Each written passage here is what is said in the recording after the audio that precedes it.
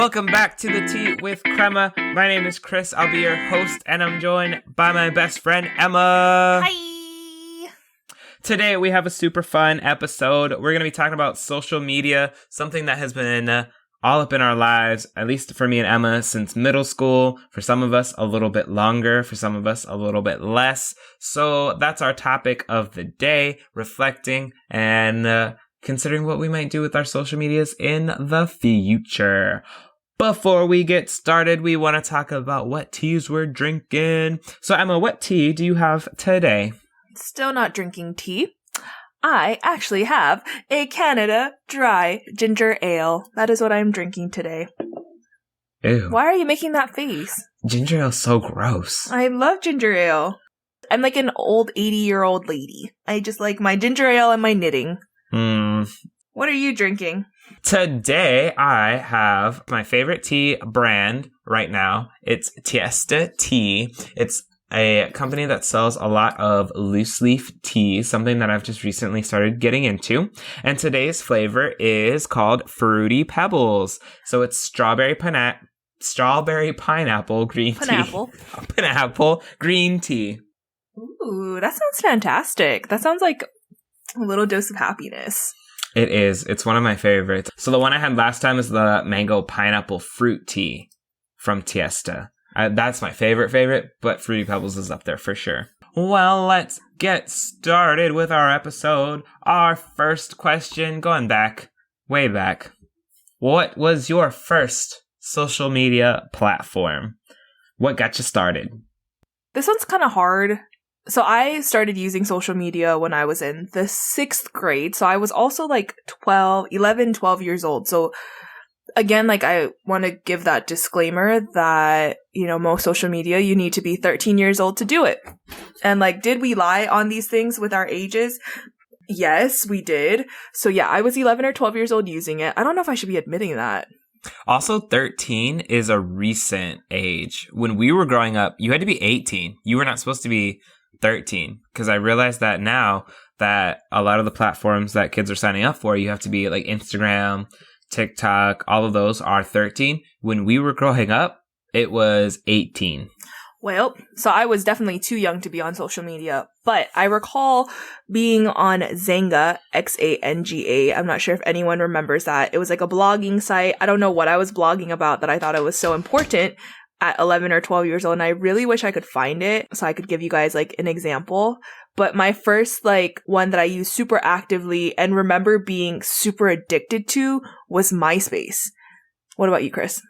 I was also using social media around 6th grade, so probably around the same age. I don't know what Xanga is. I was using MySpace, and I definitely remember the little disclaimer that said, like, you had to be 18 to use the site. So having to figure out what year I needed to be born in to be able to sign up for that website. And it was just one of those, everyone had a MySpace, so I had to have a MySpace as well. And I think it was definitely middle school.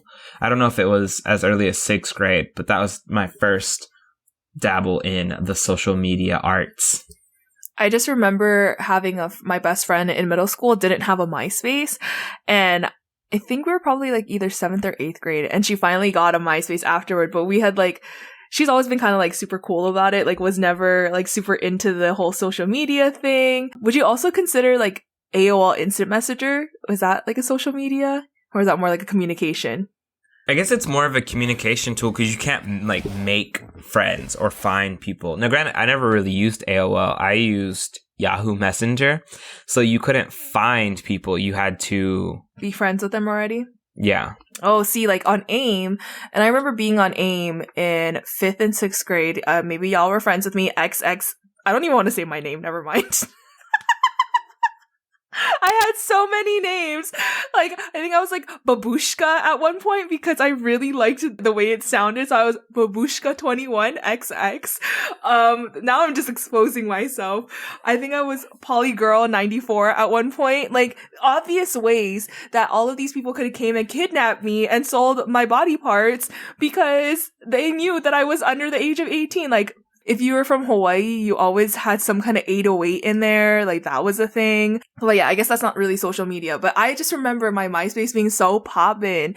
Like I had all of the glitter art. I had the music. I was able to like hide all the comments. Like, I think I looked at my MySpace recently in preparation for this episode, and I was like, man, I was so cool. And at the point when I was like coming off of MySpace, I was taking a more minimalist approach.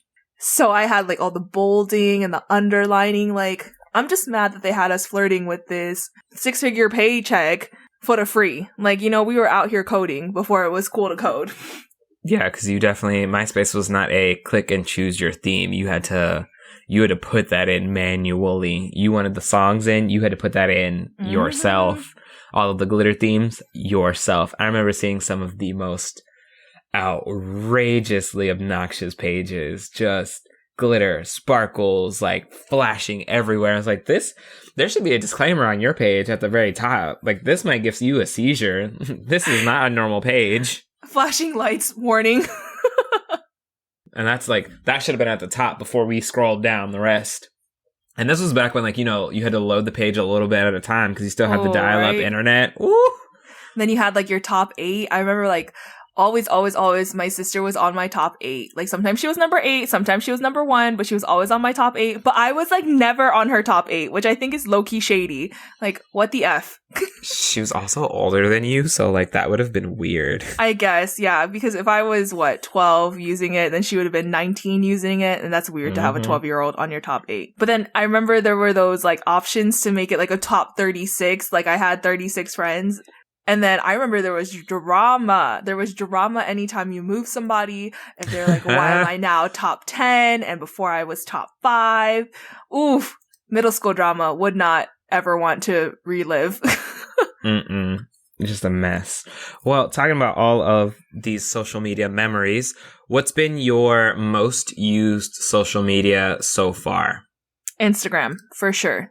I was pretty big on Facebook when it was early high school. Like I can go back on Facebook and see like my memories and my pictures from being like a freshman and a sophomore in high school, which I think is really nice to have those pictures on there. But also like I need to go and make sure that my privacy settings are like no longer viewable to everyone. Not that I was doing any suspect things, but like I was a kid. Like I was a young kid using social media. What about you? Twitter, for sure. I think I've had it almost as long as Facebook. And even when I stopped using Facebook actively, I still am pretty active on Twitter. So I would say Twitter is my most used social media platform. Do you tweet a lot, though? No, I don't. On any social media platform, I would not consider myself like a big poster. When I had Vine, didn't make Vines. Instagram, don't really post pictures. I don't tweet much on Twitter. I didn't post much on Facebook because I was just one of those people that realized that like it's an easy A. He says like not every one of your thoughts is a golden nugget that just needs to be shared with everyone. I got over pretty quickly the whole Facebook updates where it used to like tell you like, oh, this person is doing something. And that used to be like the platform that it was done. And so just reading through like the memories of just like, is watching a movie. I'm like, why is this here? Who posted this? For what reason? So I've never considered myself a big poster or creator on any social media platform. Like I watch these kids on TikTok and I love TikToks. Like I really do. I actually just recently had to delete it because it was getting in the way of my studying for my LSAT stuff. So I had to delete it, but I'll be back TikTok. And when I come back, I'm coming back with a force. Instagram, I think I've used the most heavily. And going into college, I remember being like very cognizant of like the likes that you could get based on the content that you were posting. I started to realize that like anytime I posted anything with Isaac, like I got the most likes. And it wasn't that I was like pimping out Isaac for likes, but I was very like conscious of the fact that like, oh, when I post this, like people don't really care about it. But when I post about Isaac, like everyone eats that up. But then as I got older, I was like, you know what? I need to start like posting just for me. Like I need to post the memories that I want to remember and not just them likes. Yeah, for the likes. And I think that that is a place that a lot of people get to, hopefully eventually. But there is like this whole movement toward, like body positivity and like social media is, like only the best good parts of you. It's not like no one really shows, the ugly side of it. What an experience. Do you have of all the ones that you've used so far, do you have one that you would say is your overall favorite? Like currently my favorite or like over time? Which one has been my favorite? I guess if they're the same. I think over time, like I really, really liked Facebook for the games that it had. I don't know if y'all remember Farmville. Ooh, your girl was farming. And then Tetris Battle. I was up in there playing Tetris Battle. Like, the games on Facebook are still unmatched. I have not found any other platform that, allows the integration of games the way they do. But I think the one that has, stayed true and through the test of time is Instagram. Like, I was on Twitter for a little bit, but I was never... And I really only am on Twitter whenever Chris sends me tweets that I need to read that he thinks are funny. And then, I'll like go through the replies and stuff like that. But I was never really a good tweeter. And did not tweet actively? I was not. I was not tweeting on the Twitter. A mess. Like, I didn't tweet correctly. And now that I like go back to like my posts of my Twitter, even my Facebook, like I can definitely relate to that whole... Because Facebook used to ask that question, what are you doing, Emma? And I'd be like, is eating ramen. Yum. Is studying for a test. Boo. And I'm like, what is wrong with you? No one cares. And I remember, it's so funny because I remember Isaac's brother, one of his older brothers, actually posting one time and being like, no one cares about your, like, what you're doing. Like, he wasn't like directing it at me. He was just like a generalized statement. And I was like, oh, what do you mean they don't care if I'm studying? Like, it was like a whole big thing. And then you look at the interactions and it's like, no likes. Like, no one cared at all. No one cared, Like, it's, too much. What would you say have been some positive impacts that social media has had for you? Some ways that it's really been a positive experience for you? I love seeing my aunts and uncles interacting with social media. And I think that it's like a great way for me to keep in contact with them. And so when I do post on Facebook, it is mostly for like my aunties and my uncles to like see like, oh, this happened. And I can always count on my aunts to like hype me up and be like, oh my gosh, like she's the best. And I'm like, thank you, I needed that. But I think that's one of the positive is that it's like, and I can see it even with my mom's generation, she'll see like high school classmates getting on Facebook and, being able to see like what's going on in her hometown and like, she'll be able to see news coming in from Hawaii. And so it's just been a way for them to connect and like keep that closeness, even though they're no longer within the same, proximity or vicinity of each other. What about you? What are some positives? I think I would have to agree. I'm not a super social person, so I don't go out of my way to maintain a lot of connections overall. So having those social medias that kind of by default keep people connected until actively disconnecting. It's just nice to go through every now and then. If something's happening, checking in on people, seeing major life updates, marriages, babies, home purchasing. I don't know what other people are doing right now in their lives, but things like that. And so I would agree. If I'm posting, it's usually something major.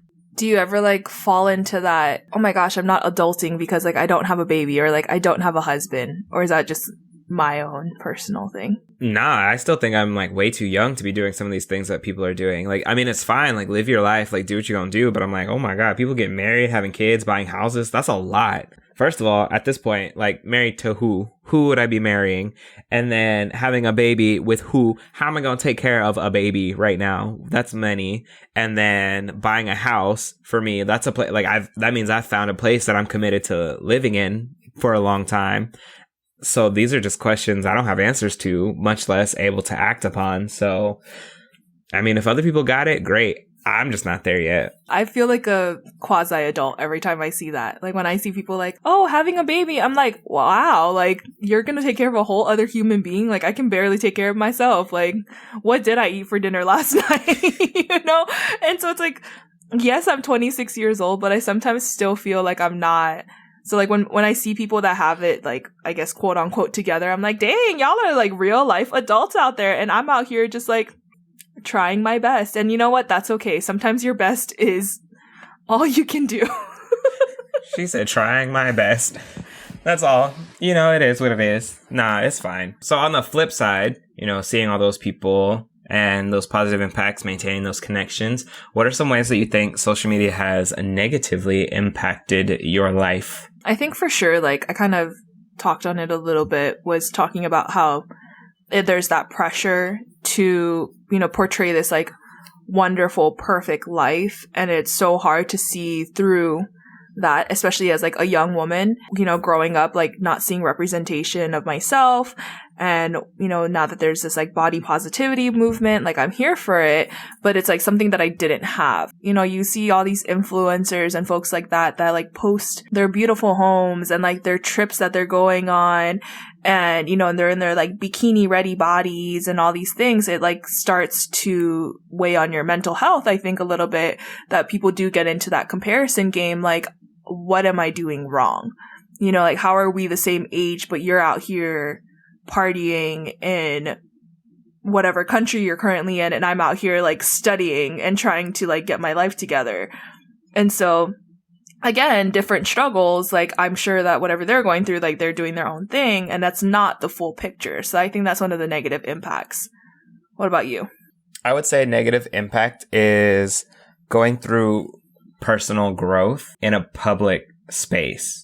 So having access to these public forums and posting the thoughts and opinions that I had at the time, and then having to reconcile what those impacts are for me now. Because there have certainly been times where I will see posts from well back in the social media days and realizing that is absolutely not a mindset that I still have about certain issues and certain topics, and having to figure out how to address that growth within myself, but then also, again, it's out there, it's in the public realm. So how do I go about making sure that it's not something that I guess still reflects poorly on me in the present? Yeah. So I think that's something that has negatively impacted me, always worrying about, oh man, what did I post 12 years ago when I was 13 years old, or whatever the case may be, and how could that possibly impact me in the present as I move forward with a career, which kind of brings to that next topic, the next question of, like, if you were to be like the mayor or the governor right now, if you were to become someone famous and influencer right now, is there stuff that you think would be on your social media that would result in you being, like, part of the canceled group? So people would find it and be like, oh no, this person's trash, and they would cancel you before you even had an opportunity to kind of, like, fully live out what you were doing in the present. That's a good question. I think I want to say no, but I also, like, don't know how things can be misconstrued, and also, like, things that I said at 16 versus now me being a half grown adult is, like, there are things. And so that's one of those, like, arguments and debates that I see around cancel culture,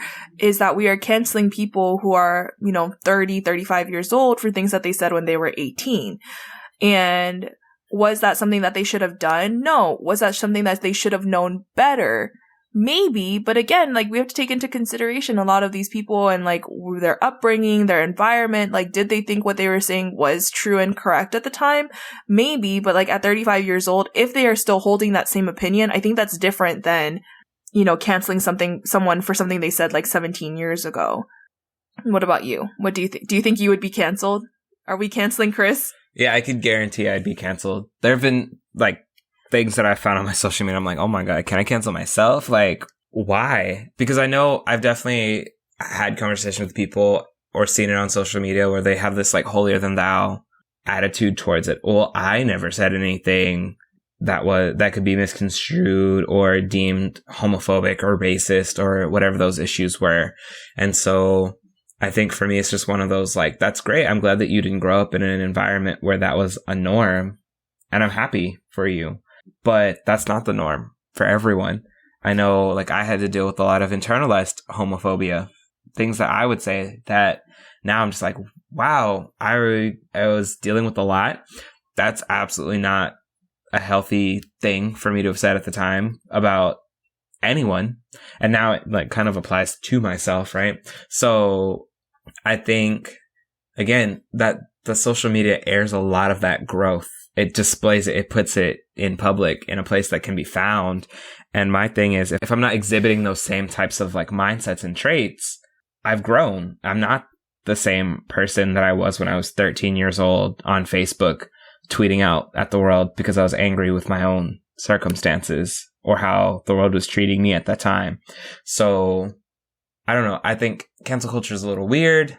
I would probably almost definitely be canceled. And I get it. But again, we all go through things a little differently. Little 16-year-old me, 13-year-old me, whatever, was going through a lot of internalized issues. And that probably shouldn't have been on social media. But growing up with social media, I don't know about you, but no one gave me like a book, or I didn't take a class on, oh, by the way, the stuff that you say now doesn't go away.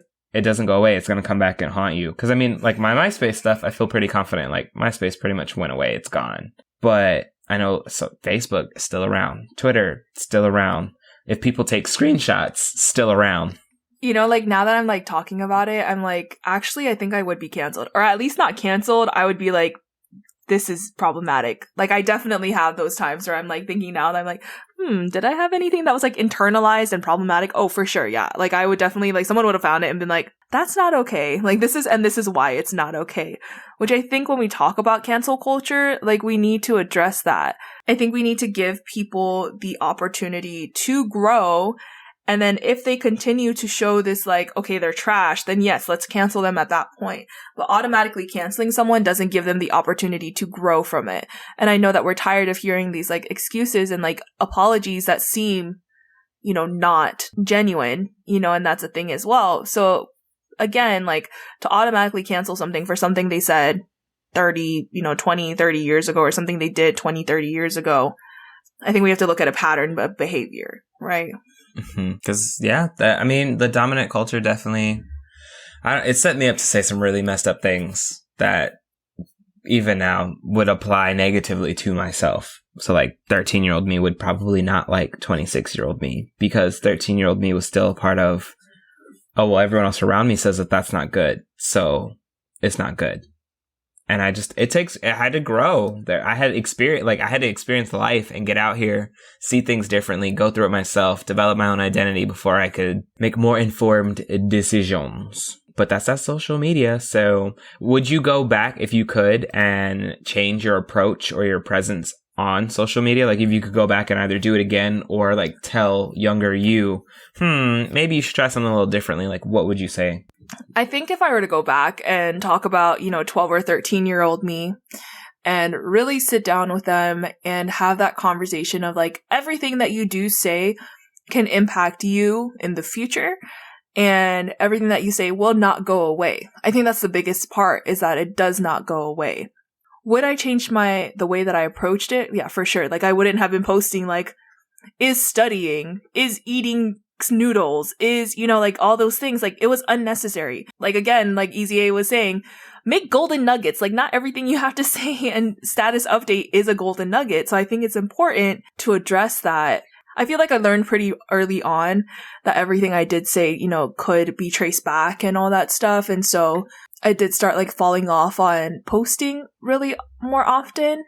And now that I like look back at like my social media presence, especially on Facebook in the past 5 years, I can say I was only really posting like things that I wanted the family to be updated on, right? It wasn't like posting just to post. What about you? Would you change your approach? Or how would you change your approach? I think the hard part would be trying to get younger me to not be dumb. Like that's the part that would be difficult, because I know I was stubborn. So if I could go back and change it, I would definitely minimize my social media presence altogether. Because I know, again, there's a lot of pressure to be on social media, but I would try really hard to not, for as much as possible. And even if being on there, just avoiding posting as much as possible. Because again, that growth and that character development does not need to be played out in public. I think leaving it as its own private compendium of ideologies is fine. Like, I don't know, maybe a journal, a diary, something. But we all saw what happened to your last diary. What'd you do? Exactly. You burnt it. So that character development could have been played out in the privacy of a journal that I then burnt when I was like, okay, great. I'm no longer in this space. Mentally, done. It's fine. It's over with. So I try really hard to keep that character development private. And I'm trying really hard to like scrub it now. But again, it's much easier to have just not posted it to begin with. Because again, who's to say there could be screenshots out there? I don't even know. We won't know until I run for president, you know? All of a sudden, all the things come out. Yeah. I think that's one of the biggest things too. You don't realize the grand, like how big of an impact it makes down the line. Because again, like we are seeing these creators and we are seeing these influencers, you know, who are getting canceled for things they said when social media first started. We're having teachers get fired because they got caught dancing at the beach. In a bikini. Which is also like a larger issue, I think, at hand too, is that like, should your social media presence be something that reflects on what you do as like a person in the public? Like for us as teachers, you know, we do have certain, I don't know if it's like laws, but like certain unsaid practices where like, because we are seen by the public, we are only allowed to have a certain public persona. You know, and so it's like, is that one of those things where like, should social media reflect the way that you show up in these professional spaces? But again, that was not given to me as a 13-year-old kid. Mm-hmm. That manual, that clarification, that warning was not, and it wasn't happening at the time. So people weren't losing their jobs in the news. People weren't being canceled at the time because of their social media presence. And so I think being a part of that like pioneering generation of people growing up with it for the first time, figuring out what's going to happen. And then now, years later, seeing what those ramifications are for people is what makes it kind of annoying.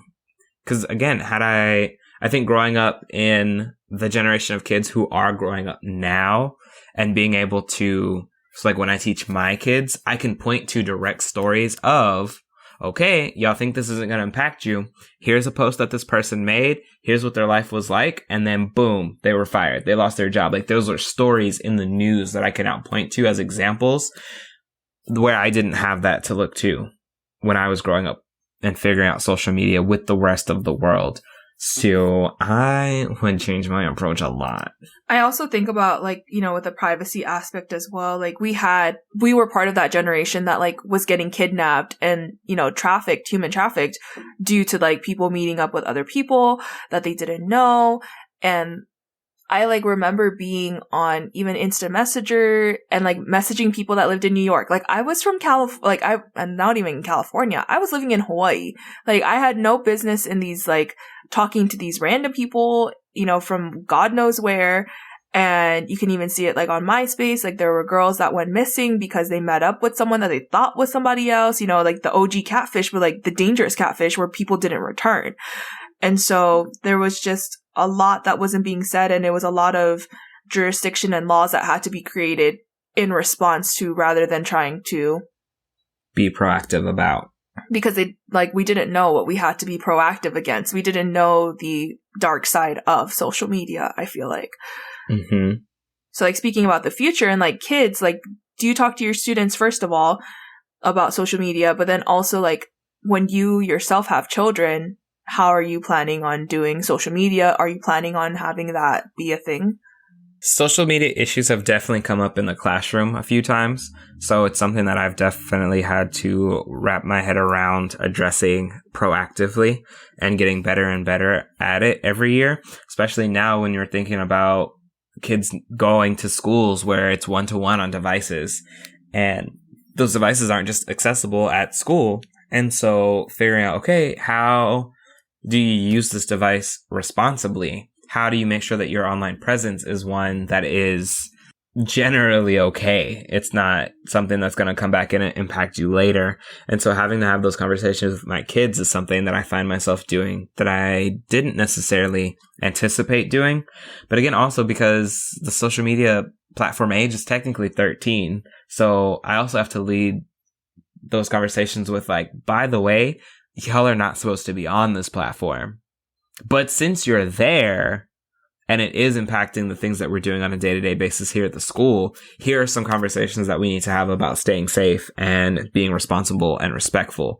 And so those conversations of, it's not just, oh, you have to be respectful in the classroom, because distance someone at home and then bringing that drama back into the classroom has impacts on what we're doing in our day-to-day classroom business. So now having to have those conversations and expanding those expectations beyond the four walls of my classroom has been a whole other set of challenges. And as for my children growing up, I don't know. I just might be that terrible parent that tries really hard to keep them off of social media as much as possible, because I don't know. There's a lot to go around and figuring out. That's putting that kid's information out there, pictures of them, their likeness, information about them. So now it's even harder to answer those security questions that they ask you, because half the time the answers are somewhere on your social media somewhere. So I don't know. I want to avoid it when I have kids, but I also say that knowing full well that having kids puts you in a different type of situation than talking about having kids. Right. And I think that's like, I respect a lot of people who choose not to put, their parent, like, to put their kids out there, especially like celebrities, because fandoms and fans are ruthless, and so like I respect when celebrities don't put out their child's name immediately, or like don't put out a picture of their children. And now, do I think I'm anywhere near like the Kardashians or anything like that? No, but I don't believe that my child had a choice in choosing on whether or not they wanted to be, part of my social media. So I think that that's something like a larger conversation that needs to be had, is like me putting their, pictures and their like moments on there. I don't know. I don't know if I would plan on sharing that part of their lives with, my followers and things like that. Now, when most of my followers are my friends and family, yeah, it's nice to like be able to have that, connection so that people can see, because, not a lot of my friends and family live in Texas. So, I also don't know where I'll have kids. But again, it is, like you said, it's hard to say what it'll be like. Like, I can say like, oh yeah, my kid will never be like a tablet kid, or like my kid will never be a telephone kid. I don't know. Like, even just watching my nephews, like, they are tiring. I love them to death. They're 9 and 2 years old, but sometimes it's just easier to give that 2-year-old the tablet and be like, okay, now go do your thing. And it makes me wonder if it's not actually kind of a disservice to not have them building up those skills at that young age, because they're going to be competing with kids who have been dealing with phones and tablets from start. And so I think also part of it is like, because I used to be like, no, my kids aren't going to have technology and they're going to read books and we're going to do things that way. But then realizing that they still have to grow up and be competitive people in a workplace. So you still have, like, the technology's not going away. I can't raise kids who don't know how to use an iPad until they're 13. Like, that's not setting them up to be successful long term. Technology is only getting more and more a part of our lives. So, again, having to evolve on those mindsets. And I think just being active in what the kids are doing on the phones and the tablets, I think, is a big part of that. If you're going to do it, do it responsibly. And that's what I'm going to have to figure out. And they make it a lot easier now to monitor and to be really active in that. You can set up kids' accounts on so many different things, which is really nice. Because again, like when YouTube came out, you just went on YouTube and you just hope to Jesus you to find something sketchy. Some suspicious things. So now they have just YouTube for kids. I mean, granted, still check out YouTube for kids. You never know. People find creative ways to get through filters, but it's easier. There's Netflix accounts for kids. Apple has accounts for kids. So that way, again, technology is not going away. So if I'm going to do it, I want to be able to monitor and guide my kids through it, as opposed to just being like, whoop, here's the internet. Good luck. Because it's terrible out there. The internet is not a nice place. It is constantly like, and I feel like we truly do not understand the internet either. Like, we can say like, okay, this is a place where it's stored, but like where, and I think this is a more of an existential crisis that I have all the time, is like, what is the internet? Honestly, when you truly think about it. And if you are an internet expert out there who can like explain it to me in layman's terms and in podcast terms, where I can learn to like unpack it, that would be super cool. But like, what even is it? You know, like we still don't even know the ramifications. We still don't even know the effects of. But yeah, so like how, you know, we're talking about privacy. We're talking about having our kids on here, all those different things. How do you maintain your own privacy when you're using social media now as a 26-year-old? I just try, I don't post my daily life things. And I've tried to go through all of the settings, as many settings as possible, and try to, because I have to find a balance, you know, because again, the technology works when it has more information about you, but like, where do you find that balance of like, because again, that information about me is stored somewhere, and we always see every few years, sometimes a little more frequently, that internet is super vulnerable to being found by people with malicious intent. And so figuring out how much information is safe on the internet, I think, is something that I'm still trying to figure out that balance of like, how do I post enough to where I'm still, you know, making those connections and maintaining connections with people, but not so much that, you know, if someone were to hack Facebook, then my entire life would be ruined, kind of thing, you know? Yeah. Yeah, I guess I'm the same way with like privacy. I'm a lot more in the same way that I was like conscious of like, this gets likes. I now am more conscious about like, do I really need to post that? Like, I think about that. What is that acronym that all teachers use? Is it like think? You have to think before you use it. Like, so is it true? Is it helpful? Is it... I've never heard of this acronym. Oh, okay. Well, let me bring it up. So like teachers, and I'm sure it's in other spaces too, but I see mostly teachers use it when they're discussing social media and like posting and like ways to interact with other students. And so, is it true, helpful, inspiring, necessary, or kind? Yes, basically that's it. Oh. And so it's like one of those things that like teachers encourage their students, like before you tweet, before you post on TikTok, before you post on, you know, social media, you have to always think, you know, is it true? Because, you know, a lot of times people will repost, and I'm not calling out like the older generation, but y'all be posting some alternative facts that I'm like, is that true? You know, is it helpful? You know, like, am I just repeating the same thing, or am I actually adding to the conversation? Mm-hmm. Is it inspiring? Like, is it like life-changing, or are you being like the easy A teacher and, you know, you're just posting a chicken nugget and not a golden nugget? And is it necessary? That's where most posts can stop right there. Is it necessary? Like, is it necessary to post what you're posting? And then is it kind? I think that that's always something that is super important. Like, we want to instill these like values and things in our kids, but is it kind should always be at the forefront, because people be posting unkind stuff all the time. All the time, y'all. Oh, them comments. Whew. Do not read the comment section. Yeah, it's ugly. It gets into a very ugly place really quickly. And I don't want like social anthropologists to look back at the 2000s and be like, dang, these people are rude. Like, they really thought it was inconsequential to say these things. But nah, this is like, it's out there. Like, we're out here and we're able to see it. How do you kind of set up your social media system to where you're also, you know, the truth part, the rude comments, but also not creating like your own little echo chamber where it's just you and your friends saying the same thing and you all agree with each other and no one's ever really like challenging your viewpoints? Like, how do you find balance in maintaining that other side as well? I can definitely say that I'm guilty. I'm guilty of being somebody that will delete you if I don't, you know, if I think that you're being suspect, if I think you're being racist, homophobic, transphobic. Like, there are certain things that I just do not stand on. And if I can see that constantly, this is something that you believe in, I will delete you. And so, you know, that does make my circle of people get a little bit smaller, where we are all believing in the same thing. But again, in terms of like echo chamber, like, I will not argue with somebody who does not have expertise in it, if that makes sense. You know, I will not argue with you because you got your education from Facebook University. Like, I will argue with you when I know. And again, like, is that elitist of me to be like, I'm not engaging in conversations because I don't believe that you're educated enough to engage in these conversations with me?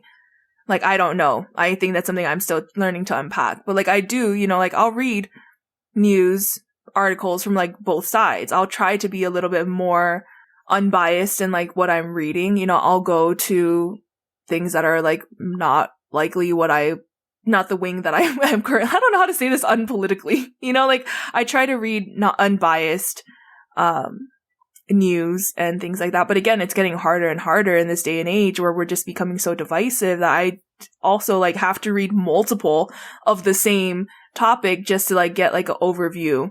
Because at the end of the day, like, am I just getting the same thing said to me over and over and over again? I don't know. What about you? How do you manage the echo chamber? It's exhausting because I think issues get more and more complex as we go along, and it's hard to feel like you have a good understanding of both sides fully. So I think what I try to lead with is, I don't know, just like reading. I don't talk to many people about their views on the internet really at all. I read a lot of comments. I read a lot of comments. People, they be saying stuff on the internet. If you have said something suspect, there is a guarantee that Chris and I have screenshotted it and sent it to each other and been like, what? What did she say? You know, I don't delete people if they're saying things like that, because I'm, again, also not on social media enough to see it regularly. If you are, I don't like to delete people just because they say stuff like that. I do enjoy, because people will say stuff and then I'll read the comments. Other people will call them out. And honestly, if we're close enough, I'm not going to post on your social media. I'm about to give you a phone call and be like, hey, so I saw that thing that you posted. Can you tell me more? Because I feel like I'm missing some context. Otherwise, we have some other things that we might need to discuss, including not hanging out anymore. But I don't know. I will say like my in-person circle of people is probably more of an echo chamber than my virtual connections. For sure. Yeah. I mean, I like to be around people that I like to be around. And there, like you said, there are certain things I'm not actually going to argue with a person about. So there are certain like human type issues I'm not going to argue with you about any sort of phobia or ism. It's there. And if you are a part of it, like, we don't actually have much in the way of like a friendship at all. I think that was like a really large conversation that was beginning to happen. And I saw it closely with like the Pacific Islander community because, you know, that is the community that I'm a part of. So I don't know what was happening along the lines, you know, everywhere else. But it was something that we were beginning to rectify and try to like strategize on discussing with our parents, like things that we were seeing, misinformation that we were seeing being posted, and how do we do it from a way that's still culturally respectful, because that is like a huge part of our culture, is like, you know, being respectful in the way that we engage with our elders, because again, at the end of the day, they are, you know, our cultural and our knowledge comes from them.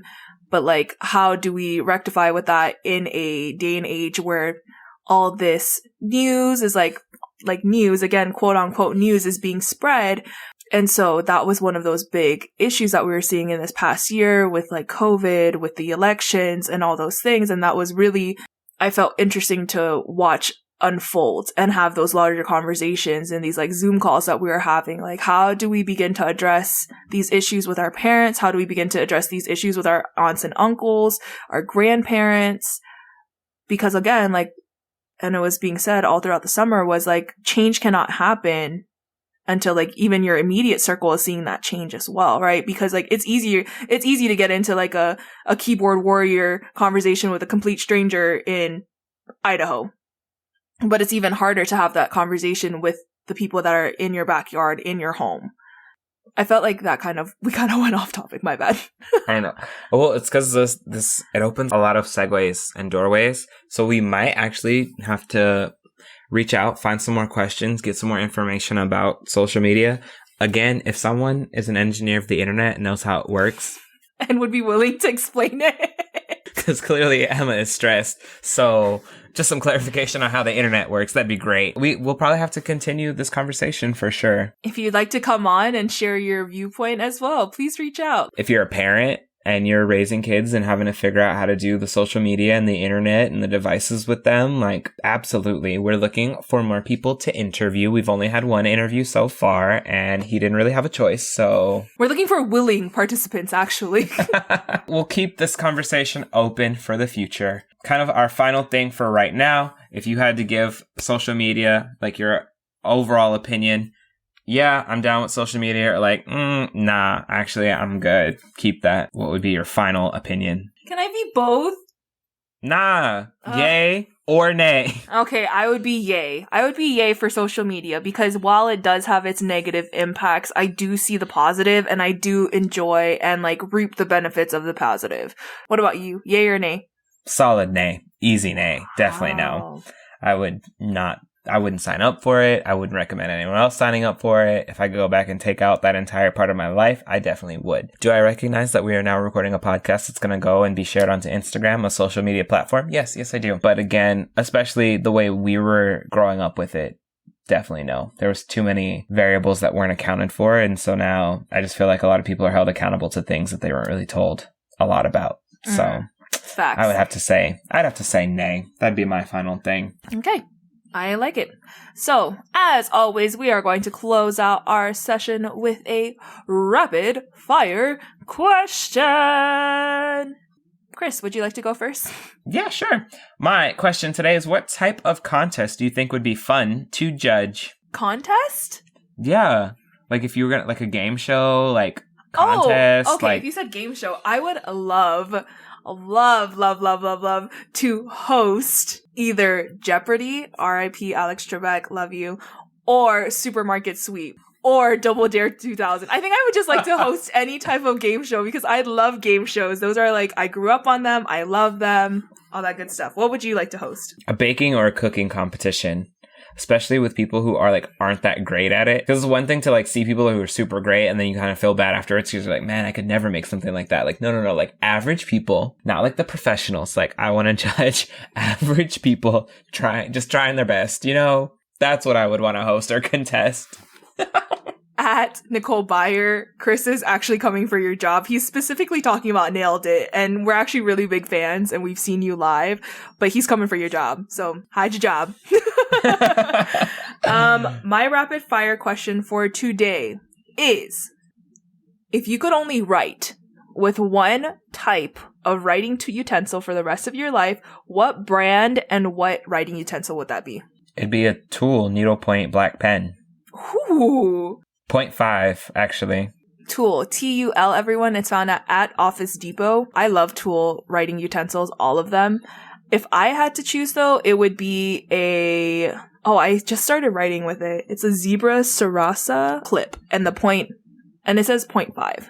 But these are, like, amazing. If I had to pick a color, probably black, because it's pretty versatile. You know, like I could do many things with that, but I am also a gal who enjoys all the different colors. Is there any type of like utensil that you want to put people on that you think that like everyone should buy? I mean, I have just about every kind of tool that they make. I have the ballpoints, the needle points, the felt tips, the permanent markers, the highlighters, the mechanical pencils, the planners. So they have like a whole system, and the pens, they work on pretty much everything, but they definitely work the best on the Tool paper. Facts. So I would look into Tool if you can. And they're always on sale at Office Depot, so catch a sale. That would be my recommendation. I think I would change my color to green, though. Like an earthy kind of green, like the green. Like an olive green? No, not olive green. Oh my God, no. Not that green. A forest green? Like a forest green. Not like a olive. Neon green. Okay. Olive got too much brown. Yeah, and like Chris definitely put me on to Tool. Like I love Tool, this whole note-taking system. Yeah, so I always check that section when I go to Office Depot, especially because it is always on sale. So I think it's a great system. I personally enjoy it. Office Depot at Missy and Kid, you know, just want to make sure y'all did not go to Staples trying to look for it. It's not at Staples. I don't know what Emma told you. I did not say anything. She just went to Staples. Ugh, Kid, look, now you're getting me in trouble. Anyway, if I could put somebody on any products, it would be definitely like at Sharpie products. They're constantly coming out with things. I personally am a huge fan of their highlighter that has like the clear tip on it. All you have to do is like, you just highlight and it tells you where to stop because there's a clear tip. They also just came out with these like markers that I just bought at Target, $8.99. I honestly, like, we're giving away free sponsorship, so they should really start sponsoring us. Mm-hmm. And Sharpie's really consistent. It's not my favorite, but it's consistent. The products are durable for the most part, and they work. They're up there. They're up there for consistency for sure. All right, Emma. Well, where can people find the podcast? You can find our podcast on Twitter or Instagram at The Tea with Crema, or you can find us anywhere that you can stream podcasts such as Apple Podcasts, Spotify, or Stitcher. We'll see you next time. Bye!